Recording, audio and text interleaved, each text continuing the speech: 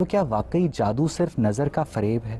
ہو سکتا ہے ایسا ہی ہو، اللہ کا آپ نے تصرف تھا۔ جادو کو نظر کا فریب قرار دے دیا ہے، تو غامدی صاحب جو کالے جادو کے جو خواص ہیں کہ وہ لوگوں کو مار سکتے ہیں، تو وہ تو نظر کا فریب نہیں ہے، وہ تو لوگ مر رہے ہیں اس سے۔ ہاتھوں میں یہ بڑی بات چلتی ہے کہ ایک جادوگر جس کے پاس علم ہوتا ہے وہ تب تک اس کی روح قبض نہیں ہوتی جب تک وہ اپنا یہ علم کسی اور کو ٹرانسفر نہ کر دے۔ اس بات میں کتنی حقیقت ہے۔ معنوں میں جو اکثریتی علماء ہیں وہ ہاروت اور ماروت کے علم کو جادو ہی سے تعبیر پھر آپ کرتے کو ہیں۔ اکثریتی علماء کو بلا کے ان سے پوچھ لینا چاہیے، میں تو اپنی تحقیق بیان کرتا ہوں۔ باتیں سیکھیں، ایک یہ کہ یہ ایک نفسی علم ہے کہ ٹھیک ہے جی نفس کے متعلق ہے۔ جب نفس کی بات ہم شروع کرتے ہیں تو علماء یہ فرماتے ہیں کہ آپ جائیے شیاطین کے پاس۔ جب آپ کو یہ شروع کرنا پڑتا ہے، آپ کو اپنے اچھے کام ختم کرنے پڑتے ہیں، آپ کو اپنا اسلام چھوڑنا پڑتا ہے، آپ کو شیاطین کے پاس جانا پڑتا ہے۔ غامدی صاحب ذرا یہ بتائیے گا یہ شیاطین کون ہے؟ ان لوگوں سے پوچھئے جن کو جنات سے رابطہ رہتا ہے، جن انسانوں کی زبان سمجھ سکتے ہیں، یہ تو قرآن سے معلوم ہو گیا، جن انسانوں کو دیکھ سکتے ہیں یہ بات بھی قرآن سے معلوم ہو گئی۔ بات یہ ہے کہ ایک طرف مذہب جنوں کو پیغمبر کے ماتحت کرتا ہے صرف خدا کے حکم سے، اور دوسری جانب ایک عامل کئی عامل جیسا کہ آپ نے بھی مانا جنوں کو کیپچر کرنے پر قادر ہیں۔ سلامتی ہے ان آنکھوں پہ جو ہدایت پہ نظریں جمائے بیٹھی ہیں، ان کانوں پہ جو ذکر خیر کے منتظر رہتے ہیں، اور ان قدموں پہ جو ہدایت کی راہ پہ گامزن ہیں۔ ہم صاحب وائلڈ نے اپنی کتاب اوکلٹ فلسفی میں جادو کو شعبدہ بازی کے مماثل قرار دیتے ہوئے لکھا ہے کہ جس طرح قدیم زمانے میں سامری نے بولنے والا سونے کا بچھڑا بنایا تھا اور قدیم مصری دیوتاؤں کے بت سورج کی شعاعیں پڑنے پر گنگنانے لگتے تھے، اسی طرح موجودہ زمانے میں بھی برنارڈ اور راسپوٹین جیسے لوگوں نے لوگوں کو ہوا میں معلق کیا اور بندھے ہوئے لوگوں کو صندوق سے آنن فانن نکال دیا۔ تو غامدی صاحب کیا، اور انہوں نے اس کام کو شعبدہ تسلیم بھی کیا، تو کیا واقعی جادو صرف نظر کا فریب ہے؟ ہو سکتا ہے ایسا ہی ہو۔ اس کی وجہ یہ ہے کہ قرآن مجید نے بھی جہاں سیدنا موسیٰ علیہ السلام کا واقعہ بیان کیا ہے کہ ان کے مقابلے میں جادوگر لائے گئے، تو وہاں یہی الفاظ استعمال کیے ہیں کہ ایسا لگا، ان کے متخیلے پر یہ چیز اثر انداز ہوئی، انہوں نے یہ محسوس کیا کہ گویا رسیاں چل رہی ہیں۔ تو اس وجہ سے بالکل ممکن ہے کہ انسان کے نفس یعنی پر، اصل میں وہ رسیاں سانپ نہیں بنے تھے، حضرت موسیٰ کو ایسا لگا۔ جی بالکل قرآن مجید میں یہی بیان یعنی یہ حضرت موسیٰ کو ایک نفسیاتی مغالطہ ہوا تھا، ظاہر بات ہے یہ انسانوں کو ہو جاتا ہے۔ اس وقت بھی آپ دیکھتے ہیں بہت سے اور پھر حضرت موسیٰ نے خدا کی مدد سے اس کے اوپر قابو پایا۔ اس میں کیا شک ہے، اللہ کے پیغمبر تھے وہ، اللہ تعالیٰ نے ان کو کہا کہ آپ اپنا عصا پھینکیے، اور وہ چونکہ ایک حقیقت تھی، وہ ایک غیر معمولی معجزہ تھا، غامدی وہ اللہ صاحب تعالیٰ کا آپ تصرف نے تھا۔ جادو کو نظر کا فریب قرار دے دیا ہے، تو غامدی صاحب جو کالے جادو کے جو خواص ہیں کہ وہ لوگوں کو مار سکتے ہیں، تو وہ تو نظر کا فریب نہیں ہے، وہ تو لوگ مر رہے ہیں اس سے۔ نہیں دیکھیے بات یہ ہے کہ آپ نے ایک دوسری بات کہہ دی، میں نے یہ عرض کیا ہے کہ یہ بالکل ممکن ہے کہ ایسا ہی ہو، اور یہ بات کہ انسان کے متخیلے پر آپ اثر انداز ہوں، اس کے تخیل کے اندر آپ خطور کریں، اس سے بسا اوقات آپ کے جسم پر بھی اثرات ہو جائیں، یہ تو اب جدید نفسیات بھی مانتی ہیں۔ بہت سے نفسیاتی معاملات ہیں جو آپ کے پورے جسم پر اثر انداز ہو جاتے ہیں۔ ہم خوف زدہ ہوتے ہیں، خوف زدہ ہونے کا عمل جسمانی عمل نہیں ہے، لیکن آپ دیکھیں کہ ہمارے رونگٹے کھڑے ہو جاتے ہیں، پورے جسم پر اس کے اثرات ہوتے ہیں۔ تو اس وجہ سے انسان کا نفس کس طرح سے اس کے جسم پر اثر انداز ہوتا ہے، جسم کس طرح نفس پر اثر انداز ہوتا ہے، اس کے تو بہت سے مشاہدات ہم موجودہ دنیا میں کر رہے ہیں۔ بات یہ ہے کہ جو مافوق الفطرت مظاہر مذہب کے دائرے کے باہر رونما ہوں، انہیں مذہب جادو قرار دے کر ان کی مذمت کرتا ہے، لیکن جو مافوق الفطرت مظاہر مذہب کے دائرے کے اندر رونما ہوں انہیں معجزہ قرار دے دیا جاتا ہے۔ آپ اس صورتحال کو کیسے دیکھتے ہیں، اور ایک عام آدمی کس طرح جادو اور معجزے میں تفریق کر سکتا ہے؟ دیکھیے بات یہ ہے کہ مذہب کا تو بڑا سادہ اصول ہے، وہ یہ کہ اگر کسی چیز میں شرک پایا جاتا ہے، کوئی شیطنت پائی جاتی ہے، انسانوں کے اخلاق پر اس کے برے اثرات ہوتے ہیں، تو اس کی مذمت کرے گا۔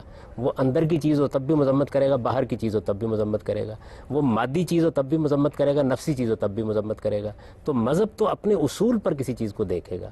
جادو کو بطور ایک فن اور بطور علم کے مذہب کنڈیم نہیں کرتا، اس کا استعمال ہے جس کے اوپر وہ گفتگو کرتا ہے، اور چونکہ اس کو سیکھنے میں آپ کو شیاطین سے استمداد کرنا پڑتا ہے، اس سے آپ اپنے عقیدے کو، اپنے ایمان کو خراب کرتے ہیں، اس سے شرک پیدا ہوتا ہے، اور آپ خود مشرکانہ اعمال کرتے ہیں۔ جادو کو بطور علم مذہب کنڈیم نہیں کرتا، لیکن جادو کو سیکھنے کے لیے آپ کو شیاطین سے رابطہ کرنا پڑتا ہے۔ شیاطین کو مذہب ڈائریکٹلی کنڈیم کرتا ہے، اور شیاطین کے علم کو مذہب ڈائریکٹلی کنڈیم نہیں کرتا۔ نہیں دیکھیے بات یہ ہے کہ ایک علم ہے نا، علم تو بطور علم ہوتا ہے، آپ اس کو سیکھتے وقت کوئی غلط طریقہ اختیار کرتے ہیں تو اس کے بارے میں آپ کو بتایا جائے گا اپنے غلط طریقہ اختیار۔ یہ بالکل ایسے ہی ہے کہ سائنس کو بطور ایک علم کے مانا جائے گا، لیکن اگر اس کا استعمال یہ ہو کہ آپ ایٹم بم بنا کے انسانوں کو مارنا شروع کر دیں تو مذمت کی جائے گی۔ تو کبھی مذمت ماخذ کی جاتی ہے، کبھی مذمت استعمال کی جاتی ہے۔ مذہب کی مذمت کے دائرے متعین ہیں، وہ تو دیکھیے مذہب نے بتا دیا ہے کہ کسی چیز میں شرک پایا جائے گا، کسی چیز میں خدا کی طرف کوئی بات غلط منسوب کی جائے گی، کسی چیز میں انسانی حقوق پامال ہوں گے، کسی میں جان مال مال آبرو کو خطرہ پیدا کیا جائے گا,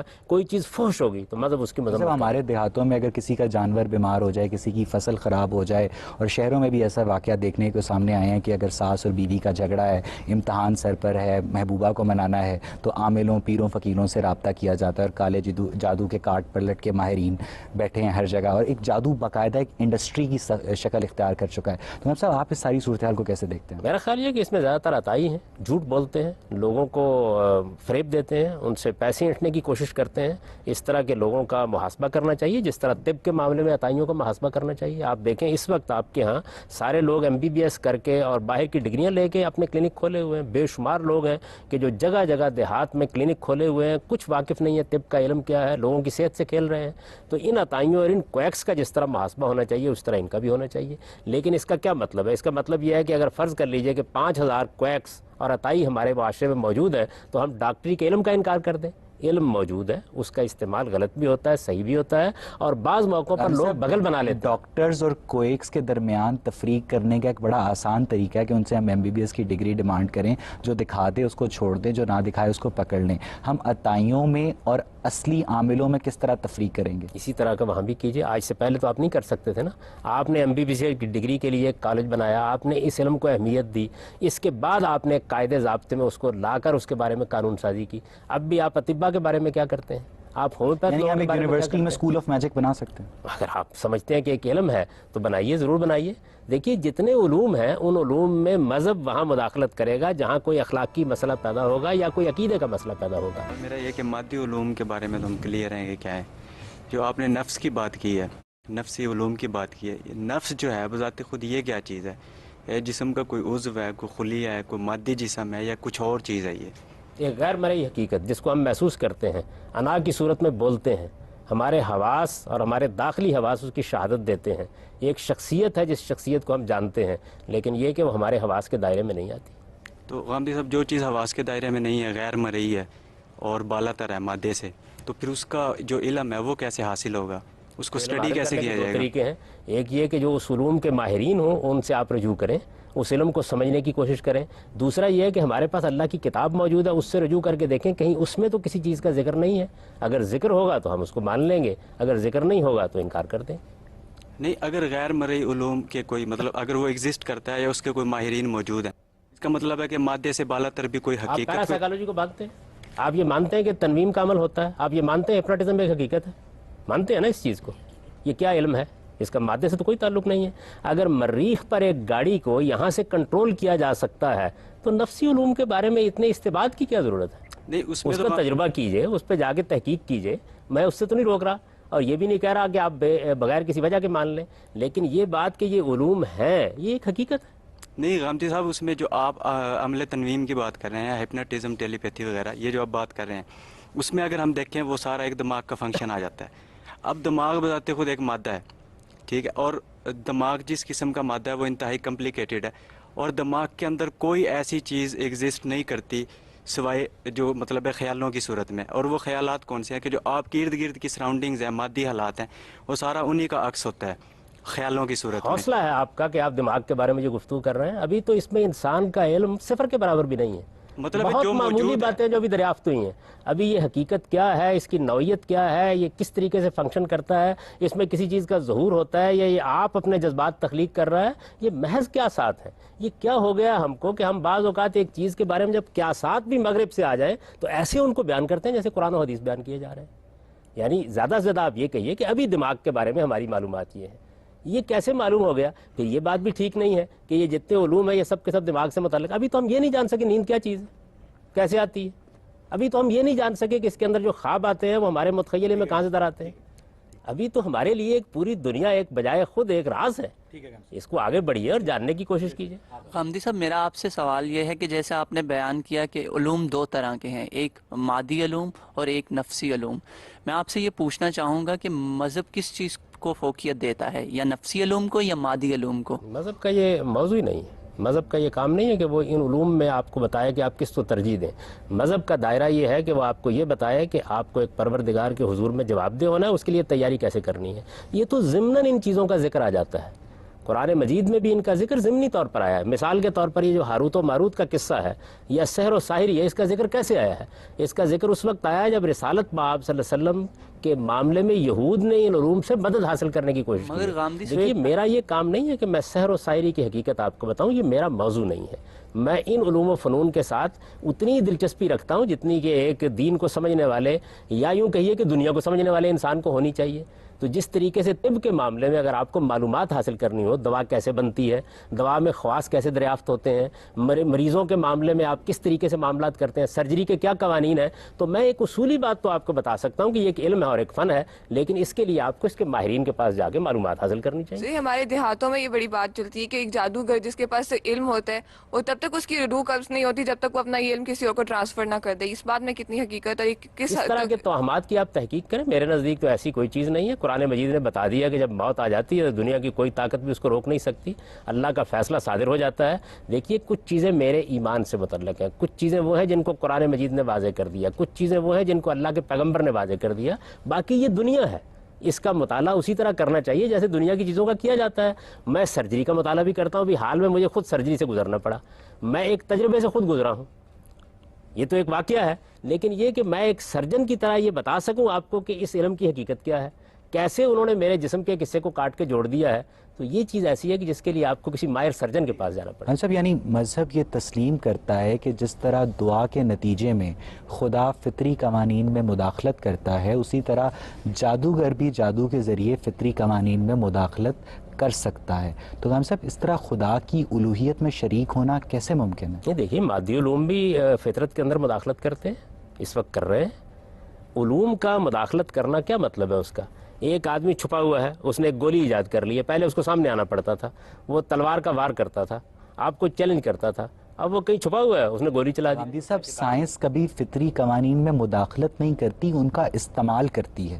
بالکل ایسے ہی وہ بھی کرتے ہیں. آپ اس کو مداخلت کے لفظ سے تعبیر کر رہے ہیں تو یہ آپ کی تعبیر ہے. قرآن مجید نے تو یہ بات نہیں کی. لوگ اگر ہوا میں معلق ہو جائیں، آسمان کی طرف پرواز کرنے لگیں، انسان اپنی فارم بدل لے، تو یہ فطری قوانین نہیں ہیں. جہاز کیا کرتا ہے؟ ہوا میں معلق ہو جاتا ہے نا. غامدی صاحب وہ گریوٹی کو ہی یوز کر کے ہوا میں معلق ہوتا ہے، وہ فطری قوانین میں سے متصادم نہیں ہے، وہ فطری قوانین کو یوز کر رہا ہے فطرت کو مسخر کرنے کے لیے. ہم سب دنیا کا ہر سائنسدان فطرت کو مسخر کرتا ہے. یہ آپ کی تعبیر ہے نا کہ جادوگر فطری قوانین کو تبدیل کرتا ہے. میں تو یہ کہتا ہوں ایسے ہی تصرف کر رہا ہوتا ہے. جس طرح سے سائنسی تصرف کو آپ سمجھ لیتے ہیں کہ کیسے ہوا ہے، آپ اس علم کا مطالعہ کریں تو اس کو بھی سمجھ لیں گے. بظاہر تو اگر دیکھیے تو ایک آدمی یہ کہے گا نا کہ دیکھیے ہوا میں اڑ رہا ہے. ہم سب جادوگر گھر بیٹھے تیسرے محلے میں اگر کسی بچے کو بیمار کر دے تو کیا یہ فطری قوانین سے تصادم نہیں ہے؟ آپ گھر بیٹھے مریخ کی گاڑی کو آپ کنٹرول کر رہے ہوتے ہیں. غامدی صاحب اس کے لیے ہم ریڈیو ایکٹیو ریز یوز کر رہے ہوتے ہیں، اس کے لیے ہم کوئی ریز یوز نہیں کر سکے اور اس کے لیے کوئی ایسا پیمانہ ایجاد نہیں ہوا. بتایا کہ وہ اس دنیا کے اندر موجود چیزوں کو استعمال نہیں کر رہا. آپ اصل میں صرف اپنے علم کی حد تک چیزوں کو مان رہے ہیں. اس کے علاوہ بھی بہت سی چیزیں جنہیں یوز کیا جا سکتا ہے، اس کو آپ خلاف فطرت کیوں کہتے ہیں؟ میں تو عرض کر رہا ہوں کہ دنیا میں ایک نفس ہے، ایک مادہ ہے. آپ نے مادی چیزوں کے قوانین دریافت کر کے ان کو استعمال کر لیا، وہ نفسی چیزوں کے قوانین دریافت کر کے ان کو استعمال کر لیا. سائنس کا آغاز جادو کے بہت بعد میں ہوا، لیکن آج سائنس کو دنیا کا ہر شخص درست تسلیم کرتا ہے. جادو کا آغاز آج سے ہزاروں برس قبل ہوا اور آج بھی اس کے اوپر ایک اسرار کا پردہ پڑا ہوا ہے. کیوں؟ اس لیے کہ اس کو علم اور فن بنانے کی اجازت نہیں دیتے وہ لوگ. اگر آپ اس کا بھی مطالعہ کریں، اس کو بھی اسی طریقے سے علم اور فن بنائیں تو آپ دیکھیں گے کچھ دیر میں لوگ مانوس ہو جائیں گے. اور پیرا سائیکالوجی کے ماہرین یہ کر رہے ہیں. اسی کی بہت سی چیزیں، پیرا سائیکالوجی کو جدید سائنس کوئی ایگزیکٹ سائنس تصور نہیں کرتی. بہت سی چیزیں ایسی ہیں جن کو آج ہم سائنس تصور نہیں کرتے. جیسے جیسے حقائق واضح ہوتے چلے جائیں گے کر لیتے ہیں. آخر سائنس بھی بہت سی تھیریز پیش کرتی ہے اور ان کے اوپر ایسا ایمان رکھتی ہے. ڈارون کا نظریہ ارتقاء جو ہے کیا حقیقت بن گیا ہے؟ ہر کتاب میں لکھا ہوا ملتا ہے آپ کو. توہمات سائنس کے بھی ہیں، توہمات ان علوم کے بھی ہیں، دونوں توہمات میں جیتے ہیں. تو میں تو یہ آپ سے عرض کر رہا ہوں کہ دنیا کے اندر حقائق کی دریافت کا یہ طریقہ نہیں ہے کہ ایک علم کو سامنے رکھ کے دوسرے علم کا انکار کر دیا جائے. نہیں، آپ اس علم کی بنیاد پر دوسرے علم کو بھی سمجھنے کی کوشش. بات یہ کہ مسلمانوں میں جو معتزلہ ہیں وہ وجود سحر کا انکار کرتے ہیں، جبکہ معترضہ کے نزدیک یہ ممکن ہے کہ انسان ہوا میں پرواز کرے، انسان گدھا بن جائے اور گدھا انسان بن جائے. اب اس ساری صورتحال کو مولوی چراغ علی اور سر سید احمد خان نے عقلی بنیادوں پر مسترد کیا ہے اور جادو کو صرف نفس انسانی کی قوت کا ظہور قرار دیا ہے. تو آپ کیسے اس افراط و تفریط کو کہہ رہا ہوں کہ نفس انسانی کی قوت کا ظہور ہے. فرق صرف یہ ہے کہ یہاں پر ایک پورا کا پورا سائنسی علم آپ کے سامنے آ جاتا ہے, وہاں وہ آپ کے سامنے نہیں ہوتا. میں کہتا ہوں اس کا بھی مطالعہ کریں. یہ کس نے کہا ہے کہ وہ خلاف فطرت کام کہاں کر سے ڈالتے کریں؟ ہیں؟ کون سی لائبریری سے کون سی کتاب لیں اور اس کا مطالعہ کریں؟ اس کے ماہرین اب بھی موجود ہیں. ہم سب ان کو ہم ضرور کہاں ڈھونڈیں ان کو؟ جس طریقے سے باقی علوم کے ماہرین کو ڈھونڈتے ہیں, میں تو ان کا ایجنٹ نہیں ہوں کہ آپ کو بتاؤں کہ کہاں ڈھونڈیں. میں صرف آپ کو یہ بتا رہا ہوں کہ انسان کو ایک دائرے کے اندر کے علم میں بند نہیں ہو جانا چاہیے. جس طریقے سے مادی علوم کے بارے میں آپ دیہات میں جائیں تو لوگ آپ کا مذاق اڑائیں گے. وہ یہ کہیں گے کہ یہ لوگ جھوٹ بول رہے ہیں, یہ افسانہ تراش رہے ہیں, انسان چاند پر نہیں پہنچا, مریخ کی گاڑی کو کنٹرول نہیں کیا جا عربی سکتا. زبان میں جن کا لغوی معنی کیا ہوتا ہے؟ جن کا ایک دیکھیے بات یہ کہ لغوی معنی کا کیا مطلب ہے. جن جب اردو میں بولا جاتا ہے تو اس کا کیا مطلب ہے؟ میں جب کہتا ہوں کہ جنات پائے جاتے ہیں, عربی زبان میں جن کا لغوی معنی کیا چھپی ہوئی چیز, پوشیدہ چیز. پوشیدہ چیز. اسی معنی کو سامنے رکھتے ہوئے سر سید احمد خان نے جنوں کو اپنے علم کے مطابق وائرس اور بیکٹیریا بھی قرار دیا. یہ سر سید کا کمال فن ہے. اس کی وجہ یہ ہے کہ زبان میں اصل چیز لغوی مفہوم نہیں ہوتا, اس کا استعمال ہوتا ہے. اگر کوئی آدمی ٹیلی ویژن کا لفظ ہے اور یہ کہے کہ ٹیلی کا مطلب یہ ہے اور ویژن کا مطلب یہ ہے, اور یہ کہے کہ میں اپنے گھر میں دوردرشن لے آیا ہوں, تو آپ مان لیں گے اس بات کو. الفاظ جب وجود پذیر ہوتے ہیں تو ایک اس کا لغوی یعنی آپ مفہوم سر ہوتا سید ہے. احمد خان کی اس توجیہ سے اتفاق نہیں کرتے؟ میں تو اس کو مزے کا خیز سمجھتا ہوں. میرے نزدیک قرآن مجید بالکل واضح ہے کہ فرشتے بھی اللہ کی ایک مخلوق ہیں, جنات بھی اللہ کی ایک مخلوق ہیں, انسان بھی اللہ کی ایک مخلوق ہے, اور یہ بے شمار جانور جن کی اتنی اقسام ہے کہ گننے میں نہیں آتی. بلکہ ابھی پچھلے دنوں آپ دیکھیں نیشنل جغرافک پر وہ دکھاتے ہیں کہ ایک جزیرہ دریافت ہوا ہے جس میں 10,000 نئی اقسام معلوم ہو گئی ہیں جو انسان کو پہلے معلوم نہیں تھی. تو انسان کو اپنے موجود اور حاضر علم کی بنیاد پر چیزوں کا انکار نہیں کرنا چاہیے. تھوڑی دیر پہلے آپ نے بات کی تھی کہ جو جادو ہے اس کو کسی انسان کی موت کا وسیلہ بنایا جا سکتا ہے, یعنی ایک جادو انسان کی صحت پہ اثر کر سکتا ہے. پھر اس کے بعد دوبارہ بات ہوئی کہ جادو کو آپ نے ایک نفسی علم قرار دیے. تو کیا آپ یہ کہنا چاہتے ہیں کہ اگر جادو کو کسی کی موت کی وجہ بنایا جائے, کسی کو بیماری کے طور پہ اس کو استعمال کیا جائے, تو پھر وہ اپنا علاج ایک نفسی بیماریوں کے علاج کرنے والے سائیکالوجسٹ کے پاس جائے گا؟ دیکھیے بات یہ ہے کہ جو باتیں میں نے بیان کی ہیں ان میں میں نے یہ عرض کیا ہے کہ نفس بھی ایک حقیقت ہے, مادہ بھی ایک حقیقت ہے. جادو کا علم نفسی علوم میں سے ہے. بالکل اسی طرح ہاروت و ماروت پر جو علم نازل کیا گیا وہ بھی نفسی علوم میں سے ہے.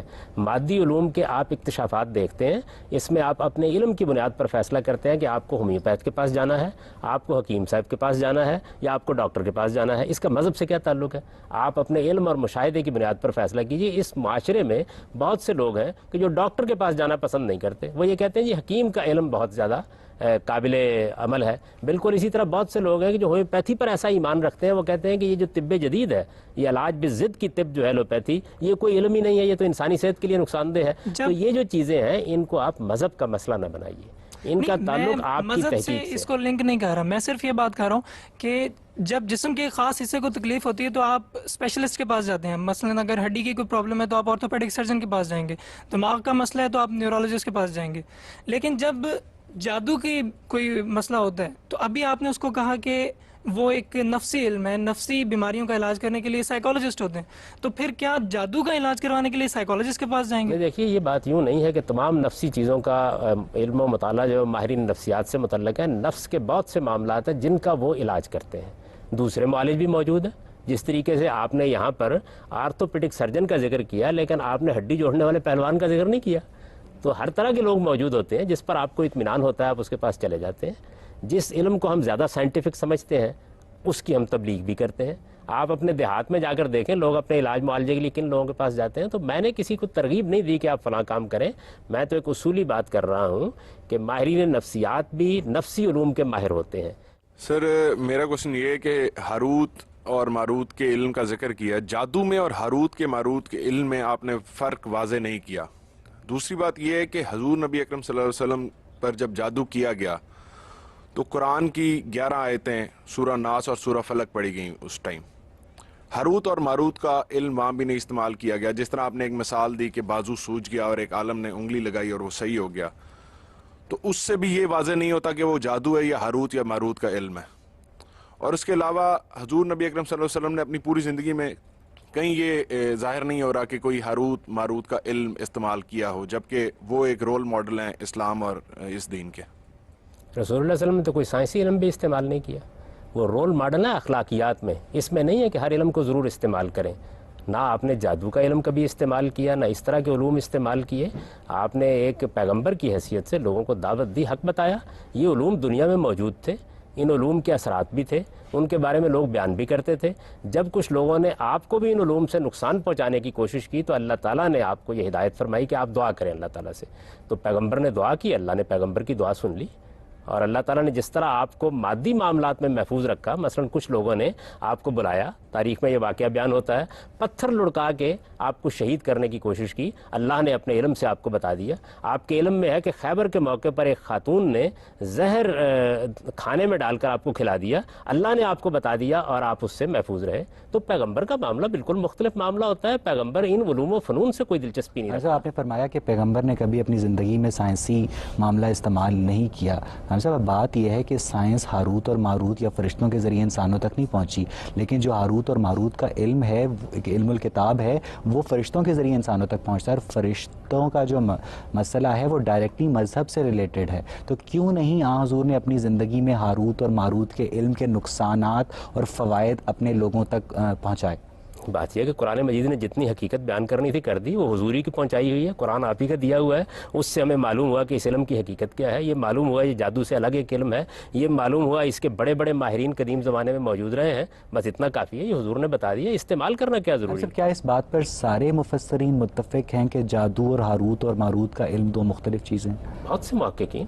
قرآن مجید بالکل سارے دیکھیے سارے کسی چیز کے اوپر متفق کب ہوا کرتے ہیں؟ مسلمانوں میں جو اکثریتی علماء ہیں وہ ہاروت اور ماروت کے علم کو جادو ہی سے تعبیر کرتے ہیں. آپ کو اکثریتی علماء کو بلا کے ان سے پوچھ لینا چاہیے. میں تو اپنی تحقیق بیان کرتا ہوں. میرے اس جلیل القدر استاد مولانا امین حسن اصلاحی نے اپنی تفسیر تدبر قرآن میں اس پر بڑا تفصیلی مقالہ لکھا ہے اور یہ بتایا ہے کہ اس کی کوئی گنجائش نہیں. قرآن مجید دونوں علوم کو الگ الگ بیان کر رہا ہے. تو میں تو اپنی تحقیق بیان کروں گا. اچھا بات یہ ہے کہ تاریخی طور پر انسانوں نے دھاتوں کو جو سونے میں بدلنے کی کوشش کی، اس نے الکیمی یعنی کیمسٹری کو جنم دیا. اس نے ستارہ شناسی شروع کی تو اس نے سمندروں میں راستے ڈھونڈے اور ایسٹرونومی اور ایسٹرالوجی کا آغاز ہوا. اسی طرح گاندھی صاحب پہلے بیماریوں کی وجہ جن سمجھے جاتے تھے، بدروحیں سمجھی جاتی تھی، اور اب ان کی جگہ جراثیم لے چکے ہیں. تو صاحب اسی لیے جیمز جارج فریزر نے جادو کو سیوڈو سائنس قرار دیتے ہوئے جدید سائنس کی بنیاد قرار دیا ہے. صاحب اب اگر مذہب ابھی بھی جادو کو برحق تسلیم کرتا ہے تو کیا جادو کی نفی مذہب کے مقدمے کو کمزور نہیں کرتی؟ یہ تو در حقیقت آپ لفظ بول رہے ہیں برحق تسلیم کرتا ہے. اس کا ذکر کرتا ہے کہ یہ ایک علوم میں سے علم ہے. اس کی نوعیت کیا ہے، اس کی حقیقت کیا ہے، اس کے بارے میں کوئی بات نہیں جس کو مذہب نے اپنا موضوع بنایا ہو. ایک علم ہے، موجود ہے. شعبدہ بازی ہے تو تب بھی ایک علم ہے. انسان کے اگر متخیلے پر اثر انداز ہوتا ہے تب بھی ایک علم ہے. ایک نفسی حقیقت ہے تب بھی ایک علم ہے. تو ایک علم کے طور پر اس کا ذکر کرتا ہے. بس وہ بھی قرآن مجید نے اس لیے ذکر کیا کہ بعض لوگوں نے اس علم کو استعمال کرنا چاہا پیغمبروں کے مقابلے میں، ورنہ مذہب کا یہ موضوع ہی نہیں ہے. مذہب کا موضوع آپ کے اخلاق کی تطہیر ہے اور آپ کو یہ ہدایت دینا ہے کہ آپ خدا کی بارگاہ میں کیسے کامیاب ہوں. سر آپ ایک طرف کہتے ہیں کہ جادو جو ہے وہ مسلمانوں کے لیے نہیں ہے، وہ ان کو لادین کر دیتا ہے. دوسری طرف آپ اسے کہتے ہیں کہ اسے ایک فن کے طور پر انٹروڈیوس کرنا چاہیے، اسکول آف میجک کھول لینا چاہیے. آف کورس اگر میں کھولوں گی میں اس کی ایڈورٹیزمنٹ بھی کروں گی. اگر میں کچھ اسکول کھولتی ہوں تو کیا اس کا مطلب ہے کہ میں اگر آپ سائنس کا ایک اسکول کھولیں اور ایسے جراثیمی ہتھیار بنانے کی کوشش کریں کہ جس سے آپ انسانوں کو ماریں تو میں یہ کہوں گا کہ یہ ہو تو سکتا ہے لیکن اخلاقی لحاظ سے ٹھیک نہیں. تو اس وجہ سے کسی چیز کا ہونا ایک الگ چیز ہے اور اس چیز کا اخلاقی طور پر درست ہونا ایک بالکل الگ چیز ہے. آپ یہ دیکھیے کہ بہت سے لوگ ہیں کہ جنہوں نے انسانوں کو مارنے کے ایسے ایسے طریقے ایجاد کر لیے ہیں اب جو حیرت انگیز ہیں. تو میں یہ کہوں گا نا کہ یہ آپ کے لیے اخلاقی طور پر ٹھیک نہیں. ہمارے ہاں خود کش بمبار کس طریقے سے انسانوں کے پرخچے اڑا دیتے ہیں. تو یہ ہو تو جاتا ہے، روز دیکھتے ہیں، لیکن ہمیں یہ بتانا پڑتا ہے کہ یہ اخلاقی طور پر ٹھیک نہیں. کسی معصوم کو آپ مار نہیں سکتے. ٹھیک ہے. ہم نے دو باتیں سیکھی. ایک یہ کہ یہ ایک نفسی علم ہے کہ ٹھیک ہے جی نفس کے متعلق ہے. جب نفس کی بات ہم شروع کرتے ہیں تو علماء یہ فرماتے ہیں کہ آپ جائیے شیاطین کے پاس. جب آپ کو یہ شروع کرنا پڑتا ہے، آپ کو اپنے اچھے کام ختم کرنے پڑتے ہیں، آپ کو اپنا اسلام چھوڑنا پڑتا ہے، آپ کو شیاطین کے پاس جانا پڑتا ہے. گاندھی صاحب ذرا یہ بتائیے گا یہ شیاطین کون ہے؟ یہ تو ان سے پوچھیے جو آپ کو اس کی ترغیب دیتے ہیں کہ جائیں آپ. میں تو قرآن مجید کی روشنی میں آپ کو یہ بتا سکتا ہوں کہ شیطان کا لفظ ایک ایڈجیکٹو ہے. اس کا مطلب ہے وہ ہستی، وہ مخلوق جو سرکش ہو جائے، تمرد اختیار کر لے. وہ قرآن کہتا ہے کہ انسانوں میں سے بہت سے لوگ ہوتے ہیں، جنات میں بھی ہوتے ہیں. یعنی غامدی صاحب جو شخص سرکش ہو جائے گا وہ شیطان ہو جائے گا. یہ تو ایک ایڈجیکٹو ہے نا. جس طریقے سے آپ بولتے ہیں بچے کو، آپ شرارتیں کر رہے ہیں، آپ کہتے ہیں بڑے شیطان ہو. غامدی صاحب کوئی ایک تو ہوگا نا، کوئی یا تو وہ جن ہوگا یا وہ انسان ہوگا. دونوں میں سے ہو سکتے ہیں. سرکشی جو بھی اختیار کر لے گا ہو جائے گا. بچہ اگر کوئی شیطنت کرتا ہے تو اسے بھی شیطان کہہ سکتے ہیں، اور سیاسی لیڈر شیطنت پر اتر آئے تو ان کو بھی شیطان کہہ سکتے ہیں. آپ نے کہا کہ چلیں جن شیطان ہو سکتے ہیں، ٹھیک ہے، یعنی کہ جن شیطان ہوتے ہیں، اب یہ بات آپ مان گئے ہیں. آپ یہ بتائیے کہ اگر جن شیطان ہے، جنوں میں اچھے لوگ بھی ہوتے ہیں، برے لوگ بھی ہوتے ہیں. یہ بات ہمیں قرآن نے بتا دی. جو برے ہوتے ہیں وہ اپنا نالج کہاں سے حاصل کرتے ہیں؟ جنوں میں سے جو برے ہوتے ہیں، جی، جیسے انسان اپنا علم حاصل کرتے ہیں. انسانوں کی تو رہنمائی کے لیے پیغمبر بھیجے اللہ تعالیٰ نے. ان کی رہنمائی کے لیے پیغمبر بھیجے. قرآن نے تو واضح الفاظ میں بیان کر دیا کہ ہم نے اے جنوں اور اے انسانوں تمہارے اندر سے تمہاری طرف پیغمبر بھیجے. الم یاتکم رسل منکم، قرآن مجید کے الفاظ یہ ہیں، دونوں کی طرف پیغمبر آئے. ہم صاحب بات یہ ہے کہ اگر جنوں اور انسانوں دونوں پر پیغمبر آئے تو جو سورہ رحمان کا واقعہ ہمیں بتایا جاتا ہے کہ جنوں کا ایک گروہ حضور کی تلاوت سن کر مسلمان ہو گیا، تو کیا جنوں کے اوپر کوئی آخری نبی نہیں آیا تھا کہ وہ حضور کے جسمانی وجود کی تلاوت سن کر مسلمان ہو گیا؟ دیکھیے یہ تو وہاں بیان ہی نہیں ہوا کہ مسلمان ہو گیا. انہوں نے تحسین کی. انہوں نے کہا کہ یہ وہی ہدایت ہے جو اس سے پہلے موسیٰ پر نازل ہوئی تھی. وہ ہمیں دیکھتے ہیں، اس لیے وہ ہماری باتوں کو سنتے ہیں تو اس کی داد بھی دیتے ہیں. ہم انہیں دیکھتے ہوتے تو ہم بھی دیتے. بات یہ ہے پیغمبروں کی کہ بات سنتے ہیں. جن انسانوں کی زبان سمجھ سکتے ہیں تو کیا انسان بھی جنوں کی زبان سمجھ سکتے ہیں؟ یہ ان لوگوں سے پوچھئے جن کو جنات سے رابطہ رہتا ہے. جن انسانوں کی زبان سمجھ سکتے ہیں یہ تو قرآن سے معلوم ہو گیا. جن انسانوں کو دیکھ سکتے ہیں یہ بات بھی قرآن سے معلوم ہو گئی. انسان جنوں کے ساتھ کیا معاملہ کر سکتے ہیں یہ قرآن مجید میں زیر بحث نہیں آیا. اس کے لیے آپ کو ان ماہرین کے پاس جانا چاہیے، معلوم کریں. مذہب حضرت آدم کی زبان کا نام بتانے سے قاصر ہے، اسی طرح مذہب جنوں کی زبان کا نام بتانے سے بھی قاصر ہے. تو کیا یہ بات جنوں کی اصلاً موجودگی پر سوال نہیں اٹھاتی؟ بات یہ ہے کہ یہ مذہب کا موضوع ہے کہ وہ لوگوں کو بتائے کہ آدم علیہ السلام کی زبان کون سی تھی. اس کا کام ہے کہ وہ یہ بتائے کہ تاریخ میں کیا واقعہ. مذہبی ناقدین یہ کہتے ہیں کہ جب کوئی داستان بنائی جاتی ہے تو اس کے اندر کچھ لوپ ہولز رہ جاتے ہیں جن کو بعد میں یہ کہہ کے جسٹیفائی کیا جاتا ہے. بات یہ کہ داستان تو بنانے کا کام کبھی کرتا ہی نہیں مذہب. وہ تو آپ کو کوئی واقعہ بھی سناتا ہے تو اصل میں جو حقائق وہ بیان کرنا چاہتا ہے اس کے اس بات کے لیے سناتا ہے. مثلا قرآن مجید میں قصہ آدم آیا ہے یا قصہ آدم و ابلیس آیا ہے، تو اس میں جو حقائق بتانے مقصود ہیں وہ ہیں جو قرآن کا. ہم نہیں جانتے کہ جنوں کی زبان کون سی ہے، ہمیں نہیں معلوم. سر آگے چلتے ہیں. سر ہندوستانی شہر گجرات میں ایک عامل ہیں جن کا نام ہے شیخ عبد المعید.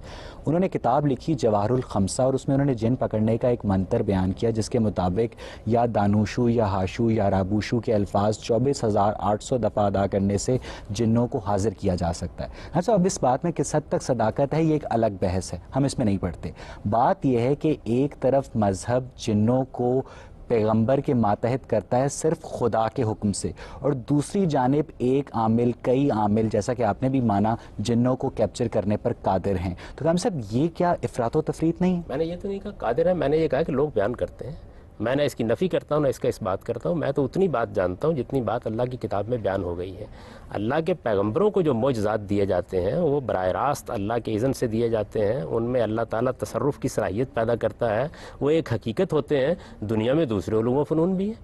سائنس ایک علم ہے، موجودہ زمانے میں وجود پذیر ہو گیا. اب اس کو آپ مذہب سے متصادم کھڑا کر کے کیا چیز حاصل کرنا چاہتے ہیں؟ یہ ایک علم ہے، اسی طرح وہ بھی علوم ہے. تو مذہب میں جب کبھی کسی معجزے کا ذکر ہوتا ہے تو اس سے مقصود تو یہ ہوتا ہے کہ اس فن کے ماہرین جو اس زمانے میں پائے جاتے ہیں وہ بھی یہ ماننے پر مجبور ہو جاتے ہیں کہ یہ ہمارے فن کی چیز نہیں ہے. حمدی صاحب جن کے بارے میں آپ نے بات کی تھی کہ ایک سوال آیا تھا کہ وہ آگ کے بنے ہوئے ہیں، تو آپ نے کہا تھا کہ یہ اس وقت کے عہد کی اصطلاح تھی آگ. آج اس کو کسی اور سینس میں انرجی کی شکل میں دیکھ لیتے ہیں. حمدی صاحب اگر جن کو آگ سپوز کر لیا جائے انرجی کی شکل میں، اسی طرح پھر فرشتے آ جاتے ہیں. فرشتوں کو اگر نور تسلیم کر لیا جائے روشنی کی شکل میں، وہ بھی انرجی کی ایک فارم ہے. تو کیا یہ پورا جو سپر نیچرل سٹرکچر ہے، میٹا فزیکل جتنے بھی اشتہاریں ہیں، میٹافرز ہیں جو آج یوز ہو رہے ہیں، تو کیا یہ پھر آخری تجزیے میں مادی ہی ہے؟ اس میں کیا شک ہے؟ اسی وجہ اب آپ کہتے ہیں انسان مٹی سے بنا ہے، تو یہ تعبیر قدیم زمانے میں بھی اختیار کی جاتی تھی، آج بھی اختیار کی جاتی ہے. آج جب یہ تعبیر اختیار کی جاتی ہے تو ہم اس کے بہت سے سائنسی پہلوؤں کو جانتے ہیں، قدیم زمانے میں نہیں جانتے تھے. تعبیر تو ایک ہی ہے. تو پھر کیا مادے سے ہٹ کے، مادی سٹرکچر سے ہٹ کے جو آج مطلب ہے اس عہد کے اندر جو علماء کرام ہیں انہوں نے ایک پورا سپر سٹرکچر ایک بنایا ہوا ہے اسی ڈیوائن کانسیپٹ کے اوپر، تو پھر کیا وہ سارا جھوٹا ہے؟ نہیں کیا وہ بتایا نا کون سا؟ میں تو قرآن مجید سے واقف ہوں اور اللہ کے پیغمبر سے واقف نہیں ہوں. اس میں انہوں نے یہ بتایا خدا ہے، ظاہر ہے کہ وہ کوئی مادی حقیقت نہیں ہے، وہ اس مادے سے ماورا ہے، وہ زمان و مکان سے ماورا ہے، وہ ظاہر بھی ہے، باطن بھی ہے، وہ اول بھی ہے، وہ آخر بھی ہے. اس کا تعارف میں آپ کو کرا سکتا ہوں، میں اس کے سنن آپ کو بتا سکتا ہوں، میں یہ آپ کو بتا سکتا ہوں کہ اللہ تعالیٰ وہی بھیجتے ہیں، وہ اللہ کا امر ہوتا ہے. اس کی حقیقت کیا ہے میں نہیں جانتا، لیکن یہ ضرور جانتا ہوں کہ اللہ کی طرف سے وہی آتی ہے. تو جو حقائق قرآن مجید نے بیان کیے ہیں ان کو بیان کرنا چاہیے. قرآن نے تو ہمیں دیکھیے کتنی اعلیٰ تعلیم دی ہے. یہ بتایا کہ یہ جتنے معاملات ہیں جو اس نادیدہ عالم سے تعلق رکھتے ہیں ان میں متشابہات کا اسلوب اختیار کیا جاتا ہے.